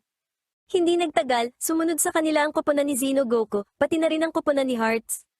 Habang iniisip nila kung ano ang nangyari sa ibang koponan, biglang lumitaw ang mga mandirigmang nakaitim at mayabang na sinabi na ang mga natalong koponan ay binura na ang pag-iral, kasama ang kanilang buong universe mula sa space-time. Nagalit ng husto si Xeno Trunks at sapilitang hiningi sa mandirigmang nakaitim ang lokasyon ni Ayos upang mabawi niya ang scroll ng walang hanggan. Naglaban ang dalawa at napansin ni Goku at Piccolo na pamilyar ang mga galaw ng mandirigmang nakaitim. Nagpakawala ang dalawang mandirigma ng malakas na atake sa isa't isa ngunit bago pa man ito magbanggaan ay bigla itong huminto. Pagkatapos ay nagpakita si Ayos, pinuri nito ang lakas ng dalawang mandirigma bago ipinadala ang kanilang atake sa isang siwang sa space-time. Ibinunyag ni Xeno Trunks sa lahat na si Ayos ang dating Supreme Kai ng oras. Pagkatapos ay idineklara ni Ayos na siya ang punong abala ng kasalukuyang paligsahan. Ipinaliwanag ni Ayos sa mga natitirang kalahok na hindi niya maaaring hayaang patuloy na dumami ang mga timeline, kaya dapat silang magpatuloy sa paligsahan kung saan ang mga matatalong koponan ay buburahin kasama ang kanilang scroll ng walang hanggan. Pagkatapos nun ay dinala na ang lahat ng kalahok sa iba't ibang lokasyon para sa pagsisimula ng ikalawang yugto. Sina Gohan at Piccolo ay ipinadala sa isang planetang kamukha ng Namek, kasama ang mga kupal na sina King Cold, Frieza, Frost, at ang isang nakaitim na mandirigma na nagpakilala bilang isang alternatibong bersyon ni Piccolo. Sa Planet Glass naman ay nakasama ni Vegeta si Yamcha na nagpapanik na sa sobrang kaba. Ang kanilang kalaban ay si Vidro na may hawak na isang senti, na ayon dito ay kailangan nilang makuha para manalo. Tumawag si Vidro ng mga sundalong salamin na lalaban sa mga kalahok, pero hindi ito pinansin ni na Vegeta at Hit na diretsyong sumugod sa kanya. Sa isang wasak na West City sa Earth, ipinagpatuloy ni Xeno Trunks na nasaan yung Super Saiyan God ang pakikipaglaban sa mandirigmang nakaitim mula sa hinaharap. Nagulat si Xeno Trunks nang tanggalin ng mandirigma ang kanyang balabal para ipakita na siya ay isang bersyon ni Future Gohan mula sa ibang timeline. Ipinaliwanag ng Future Warrior na sa kanyang timeline, parehong pinatay ni na Future Android 17 at Future Android 18 sina Future Trunks at Future Bulma. Sinisisi niya ang sariling kahinaan kung bakit ito nangyari at hindi niya mapatawad ang sarili sa pagiging buhay pa. Dagdag pa niya, ginamit ni Ayos ang mga Dark Dragon Ball upang bigyan siya ng lakas, sabay transform sa Super Saiyan para ipagpatuloy ang kanilang laban. Gumamit si Future Gohan ng isang one-handed Kamehame Wave at nilabanan naman ito ng Masenko ni Xeno Trunks. Sa huli ay nanalo sa palakasan si Xeno Trunks laban kay Future Gohan. Sa Planet Vegeta, si Goku nakakampi si Jiren ay nag-transform sa Ultra Instinct Sign bilang paghahanda sa kanyang laban sa mandirigmang nakaitim na naka-Super Saiyan 3. Lumalabas na ang mandirigmang kaharap ni Goku ay isang bersyon ni Bardock na binigyan din ng kapangyarihan ng Dark Dragon Ball. Dahil kapwa niya saya ng kalaban, hiniling ni Goku kay Jiren na siya na lang mag-isa ang lalaban at pumayag naman ito. Pinuri ng mandirigma ang lakas ni Goku at isiniwalat na alam niya ang tunay nitong pangalan na Kakarot, ngunit nang tanungin kung paano niya ito nalaman, sinabi lang nito na isa siyang saya na tinalikuran ng nakaraan para sa paghahanap ng kapangyarihan. Pagkatapos nun ay sumugod na ang dalawa sa isa't isa. Sa ibang lugar, nilalabanan na ng grupo ni Hit si Vidro at nahihirapan si Yamcha na kalabanin ang clone nito. Agad namang winasak ni Vegeta ang kalaban niyang clone gamit ang isang Final Flash habang naka-Super Saiyan God SS evolved. Samantala, nagawang talunin ni Hit ang totoong Vidro pero pinigilan siya ni Yamcha na tapusin ito. Sinabi ni Yamcha na kalaban man o hindi niya hahayaang patayin ni Hit si Vidro. Nagpasya si Hit na patayin na lang muna si Yamcha pero pinrotektahan ito ni Vidro. Sinabi ni Vidro na gusto na niya si Yamcha at hindi niya hahayaan na saktan ito ng kahit na sino. Samantala, dahil napagod na, nagpa siya ang mandirigmang nakaitim na tapusin na ang laban gamit ang isang Final Spirit Cannon, at nilabanan naman ito ni Goku ng isang Divine Kamehame Wave.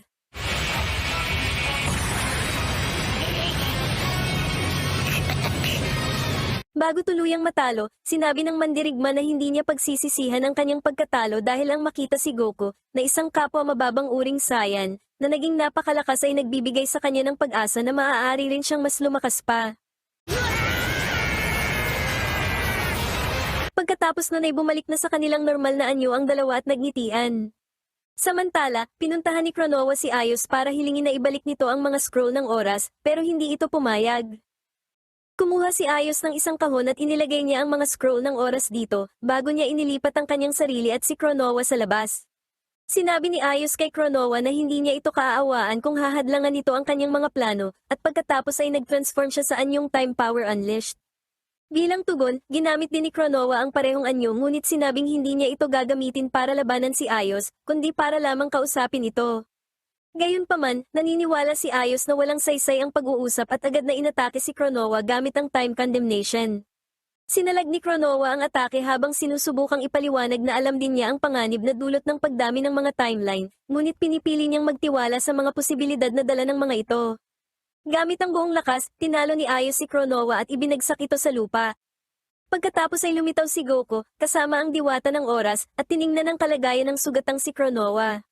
Humarap si Goku kay Ayos at nagpasalamat sa pag-oorganisa ng paligsahan na nagbigay sa kanya ng pagkakataong makalaban ang maraming malalakas na kalaban, ngunit nakiusap siyang huwag burahin ang anumang timeline. Tumanggi si Ayos at umatake pero nakaiwas si Goku dahil sa Ultra Instinct sign. Naglaban ang dalawa, kung saan walang tigil na umatake si Goku para hindi makagamit ng mahika si Ayos. Nagpakawala ng maraming energy ball si Ayos kay Goku habang umiiwas, at sa huli ay ginamit nito ang mga kumalat na energy ball sa paligid para pasabugin si Goku. Ganun pa man, gumamit si Goku ng instant transmission at nagpakawala ng Kamehame Wave sa mismong harapan ni Ayos. Kinilala ni Ayos ang panganib na dala ni Goku at nangakong papatayin ito. Sa crack of time, sinaksak ni Demigra ng tungkod si Mechi Kabura na nasa anyong kaluluwa at sinimulang sipsipin ang Dark Factor nito upang maging susunod na Dark King. Sinabi ni Ayos na papatayin niya si Goku para sa kapakanan ng pagprotekta sa tunay na kasaysayan. Habang naghahanda sina Goku at Ayos sa pagpapatuloy ng kanilang laban, biglang pinatamaan ng napakalakas na atake ang Time Nest.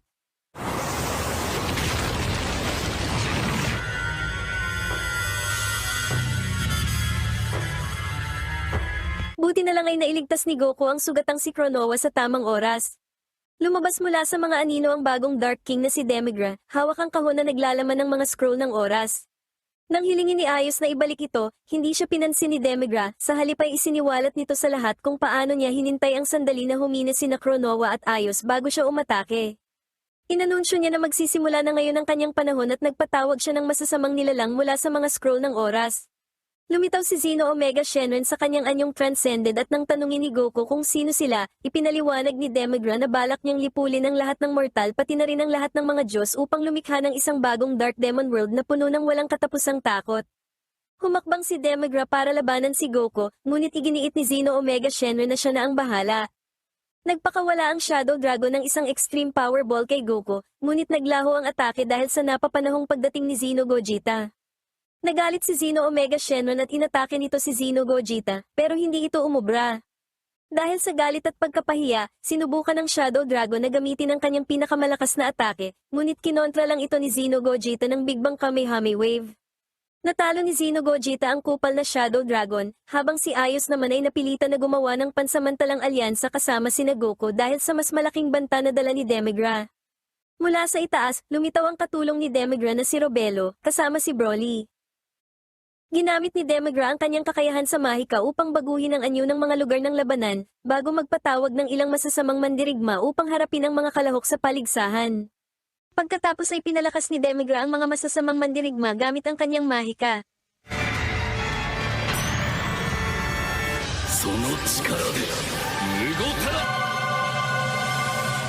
Balik sa Time Nest, inilabas na ni Demigra ang kanyang kapangyarihan, kaya nag-transform din si Ayos sa kanyang anyong Time Power Unleashed at si Goku naman ay nag-transform sa kanyang Super Saiyan Blue bilang paghahanda sa laban.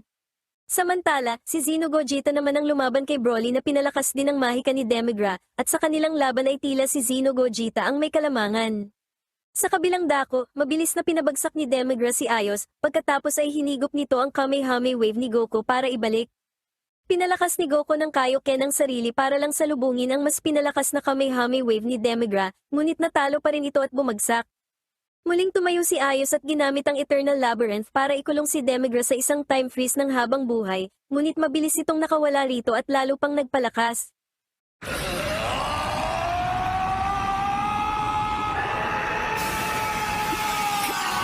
Nang nilapitan ni Demigra si Cronoa para patayin, sumugod si Goku para protektahan ito, ngunit madali siyang natalo. Sa Planet Glass, magkasamang hinarap ni Yamcha at Vidro si Chilled, ang nilalang na umubos sa lahi ni Vidro. Nag-ipon ng lakas si Yamcha para sa kanyang Spirit Ball technique, na binalot naman ni Vidro sa kanyang salamin at mabilis na pinatama kay Chilled mula sa itaas. Habang tinatamaan ng atake si Chilled, iminungkahi ni Vidro na magpakasal sila ni Yamcha pagkatapos ng laban, na labis namang ikinagulat ni Yamcha. Samantala, pinatamaan ni Vegeta ng Final Flash si Demigra para mailigtas si Goku mula dito. Telepatikong kinausap ni Kronowa si Ayos at hiniling na abalain si Demigra dahil mayroon siyang plano, pagkatapos ay kinausap din ni Kronowa sina Goku at Vegeta. Sa ibang lugar, bugbog sarado na si Xeno Trunks at papatayin na ng mga kalaban, pero nailigtas ito ni Future Gohan na bugbog sarado na rin. Humingi ng paumanhin si Future Gohan kay Xeno Trunks para sa kanyang inasol kanina, idinahilan nito ang kanyang galit sa kawalan niya ng kapangyarihan at pagkabigo na hindi maprotektahan ang kanyang timeline. Ipinangako ni Future Gohan na sa pagkakataong ito ay ililigtas niya si Trunks. Tumayo si Xeno Trunks at sinabing poprotektahan din niya si Future Gohan, pagkatapos ay nag-transform na sila sa Super Saiyan at Super Saiyan God. Samantala, minanipula ni Ayos ang oras sa kinatatayuan ni Demigra para pabagalin ito, ngunit nakawala pa rin ang kupal mula sa kanyang teknik matapos nitong ilabas ang kanyang kapangyarihan. Papatayin na sana ni Demigra si Ayos, pero sinuntok ito sa mukha ni Super Saiyan Blue Vegeto. Pagkatapos ay maangas na sinabi ni Vegeto na bubugbugin niya si Demigra hanggang sa madurog. Naglaban sina Vegeto at Demigra, at si Vegeto ang nakakuha ng kalamangan. Sa kasamaang palad, nang maghiwalay na ang dalawa bilang sina Goku at Vegeta, agad na pinabagsak ni Demigra si Vegeta para hindi na muling makapagsanib ang dalawa. Pagkatapos ay ginamit ni Demigra ang mga time scroll upang makapasok sa isang mas makapangyarihang estado na Time Power Unleashed. Nagpasya si Demigra na patayin na ang lahat, kabilang ang sarili niyang mga alagad at kakampi, kaya gumawa ito ng isang dambuhala at malakas na bola ng enerhiya. At para masiguro na walang hahadlang sa kanya, binigyan pa ni Demigra ng masamang enerhiya ang kanyang mga alagad para mawala ito sa katinoan at magpatuloy sa pakikipaglaban. Pagkatapos nun ay pinakawalan na ni Demigra ang kanyang malakas na atake, at nilabanan naman ito ni Goku ng Kamehameha Wave habang naka-Super Saiyan Blue. Sa kabilang dako, sinabihan ni Xeno Trunks si Future Gohan na iwan na sa kanila ang mga kalaban at tulungan na lamang si Goku. Samantala, hindi na kinakaya ni Goku ang lakas ni Demigra, nang biglang dumating si Future Gohan at nagpakawala din ng Kamehameha Wave. Pagkatapos nun ay pinakitang may dumating na iba pang mga mandirigma mula sa ibang timeline para tumulong sa laban.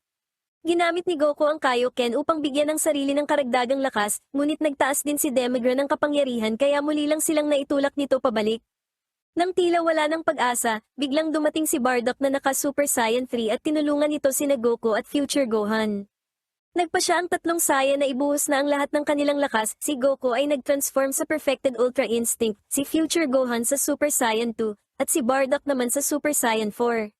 Habang nagpapatuloy ang laban, sinabi ni Ayos kay Kronowa na kahit matalo man ang hari ng kadiliman ngayon, ang patuloy na pagdami ng mga space-time ay maaaring magdulot ng mas malaki pang panganib. Nanindigan si Kronowa sa kanyang paniniwala na dapat hindi wasakin ang mga space-time, at sinabi na kung darating man ang araw na muling may dumating na kalaban, muli siyang magtitiwala sa mga mabubuting mandirigma ng iba't ibang timeline. Sa laban, nag-transform ang tatlong Saiyan sa kanilang pinakamalakas na anyo at pinagsama ang kanilang kapangyarihan para matalo si Demigra.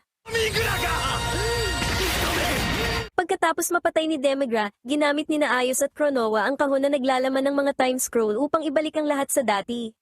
Pinasalamatan ni Kronowa ang tatlo at ipinaliwanag na ang mga kalaban na ipinatawag ni Demigra ay naibalik na rin sa kani-kanilang space-time.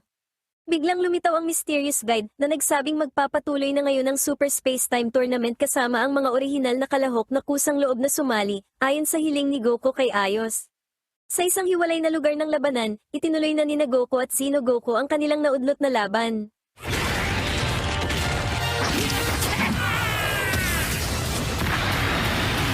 Samantala, sunod-sunod na laban ang nagaganap sa iba't ibang lugar. Sa huli, ang laban na lamang ni Goku at Xeno Goku ang natira, kung saan pareho itong nagpakawala ng Kamehameha Wave sa isa't isa. Dahil parehong wala ng lakas, nagpasya na ang dalawa na tapusin na ang laban sa isang suntok.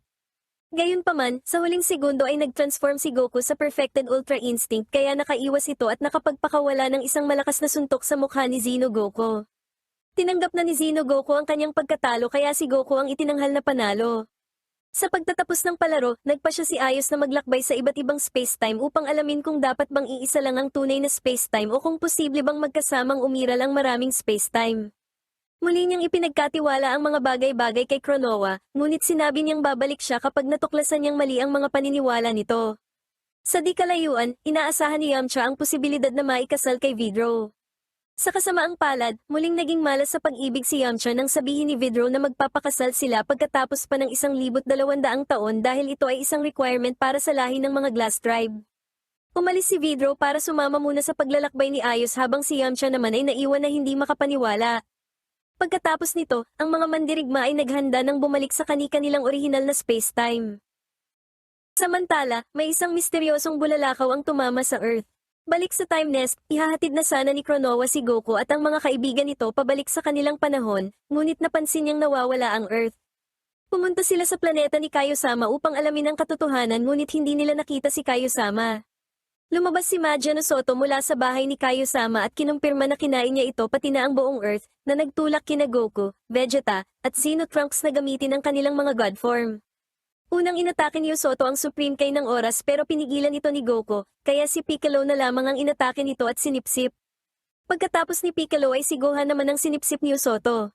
Labis na nagalit ang tatlong Saiyan at pinagtulungan nitong atakihin si Soto.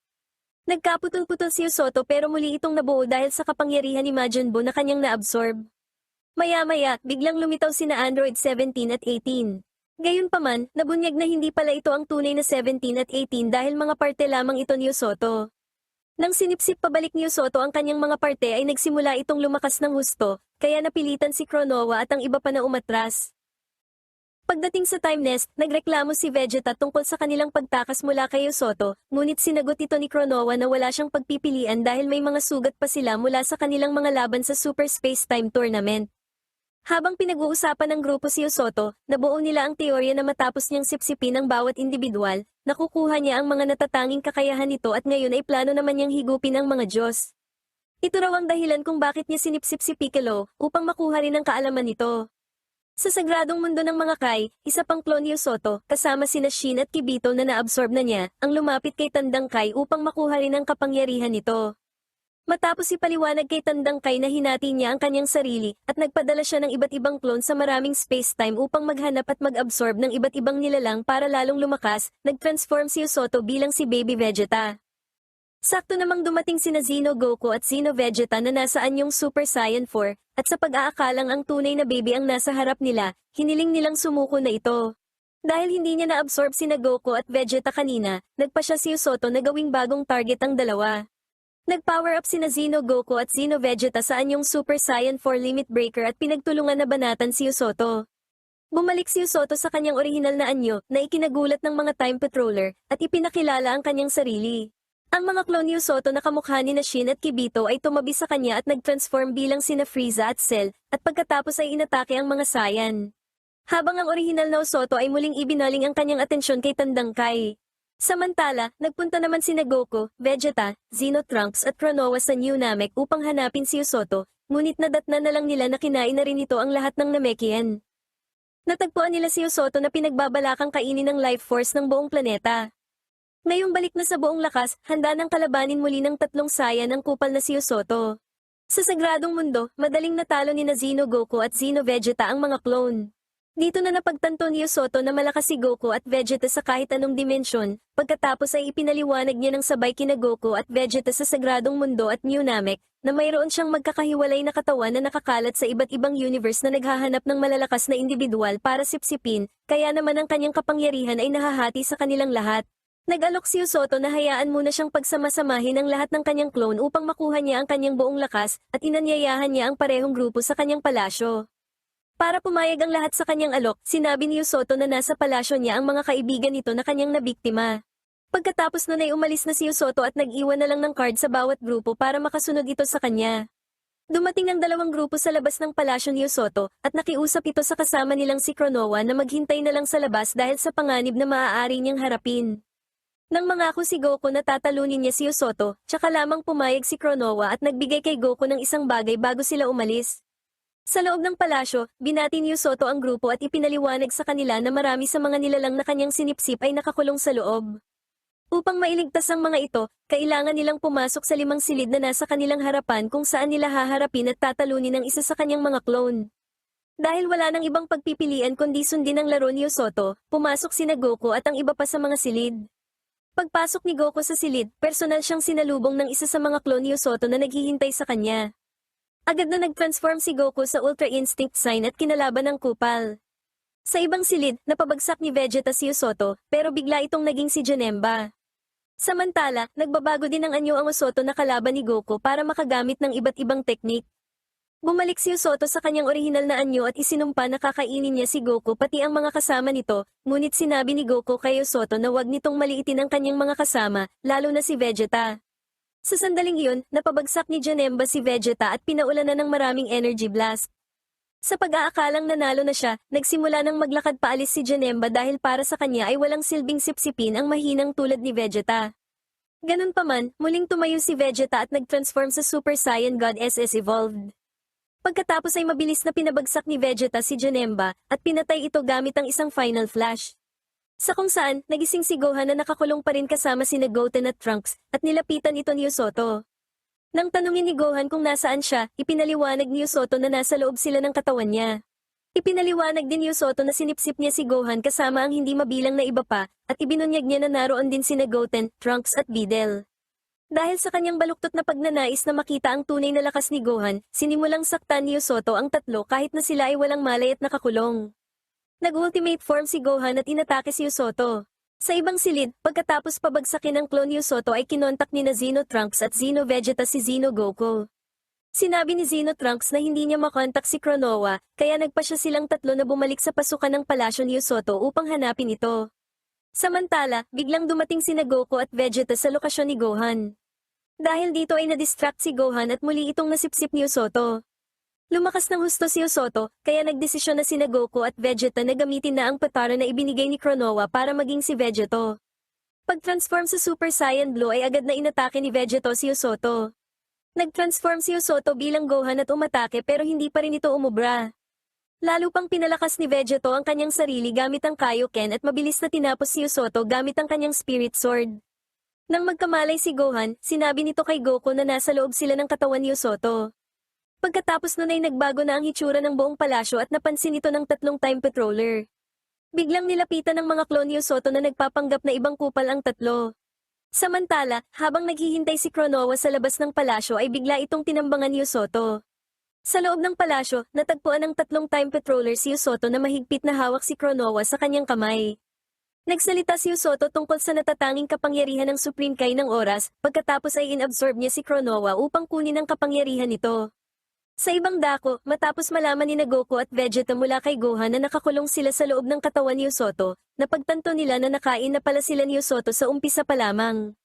Inatake ng laman si Goku at Vegeta pero nailigtas ito ng mga bubog ng salamin ni Lags na dumating kasama ni Hearts. Samantala, inaatake na rin ng laman ni Usoto ang tatlong time patroller. Pagkatapos ay hinarap naman sila ni Usoto na nagbago ng anyo bilang si Kronoa upang lunukin sila sa isang mapayapang paraan. Sa kabilang dako, habang pinapalaya ang kanilang mga kaibigan at pamilya sa mga lalagyang parang itlog, sinugod ng isang hukbo ng mga clone ni Usoto ang grupo ni Goku. Walang katapusan ang pagdating ng mga clone, kaya iminungkahi ni Hearts na hanapin na lang nila ang core ni Usoto para mas mabilis nila itong matalo. Naramdaman ni Hearts na ang core ay nakatago sa likod ng isang pader na hindi nila maabot, at nahulaan niya na kaya sila ikinulong doon ni Usoto ay upang ilayo sila sa kanyang kahinaan.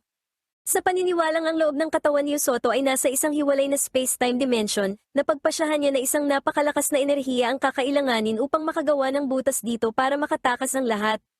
Nakaisip si Vegeta ng isang plano at hiningi niya ang kooperasyon ni Hearts para magawa ito. Pagkatapos alisin ni Hearts ang mga kupal na clone sa daan, nagtungo si Vegeta sa malayo at pinakawalan ng kanyang full power final explosion technique. Matagumpay na nakagawa ng butas si Vegeta, pero nawalan ito ng malay. Nang lumabas si Goku sa butas dala si Vegeta, naka-perfected Ultra Instinct na ito. Pagkatapos nun ay pinakita si Ayos na tumayo sa kanyang trono para sa isang tiyak na dahilan. Namangha si Usoto sa kapangyarihan ni Goku at sinabi na gusto niya itong makuha. Pagkatapos nun ay dumating sina Hearts at Lags na dala ang mga na-absorb na kasamahan ni Goku. Sa palasyo ni Usoto, nilalabanan pa rin ni Xeno Goku, Xeno Vegeta at Xeno Trunks ang hindi maubos na mga clone ni Usoto at ang Usoto na nag-anyong si Kronoa. Iniwasan ni Xeno Goku ang mga atake ni Usoto hanggang sa makalapit siya sa itlog na kinalalagyan ni Kronoa at agad na pinalaya ito. Nawala ang kapangyarihan ni Usoto na mula kay Kronoa pero patuloy pa rin itong nilabanan si Goku. Kasing bilis ng kidlat na pinabagsak ni Goku ang lahat ng mga clone bago niya inatake si Usoto at tinapos. Pagkatapos matalo ni Goku si Usoto gamit ang Silver Dragon Fist technique, nakalabas na ang tatlong time patroller kasama ang walang malay na si Kronoa. Dumating si Ayos para kunin ang natitirang bahagi ni Usoto, at nangakong babantayan ito upang hindi na ito makagawa muli ng masama. Ipinatawag ni Ayos si Super Shenron at ipinaayos dito ang space-time pabalik sa dati nitong kalagayan bago nang gulo si Usoto.